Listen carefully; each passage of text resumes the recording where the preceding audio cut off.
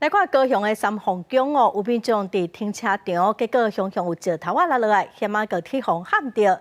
这石头哦是庙林2楼的石条被开落落来，好佳在是无人受伤。庙方嘛表示讲会赶紧把这个石条拢换新。监视器画面看到，有2位民众当咧行路，向外头看，原来有石条落落来，差小看到喊着民众。这是初3下晡发生伫高雄三凤宫的意外，2楼石条向落来，就落伫停车场的涂骹，石条拢碎去。好佳在无人受伤，有信众要来拜拜，因为看到新闻是哪停车哪注意楼顶的石条。到啥关乐，这足安全的这石头，嘿啦。我在咧看，唔知倒落落来，嘿啊。哦，迄支的哦。会落的，迄个危险嘛，这拢有出入嘛，这拢有出入嘛。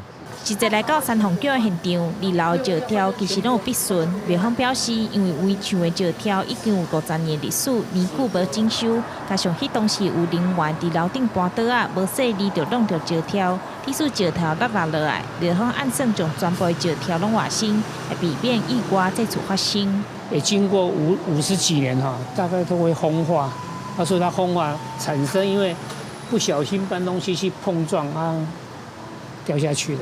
庙方表示，系工作人员在楼上搬运桌子时不慎碰撞石柱，导致石柱崩塌掉落，未有人受伤。这礼拜就要过年，信众拢会来到庙寺拜拜求平安。这件石条落来意外，好佳在无民众受伤。庙方表示，后续若是有民众机车有受损，庙方会全赔偿。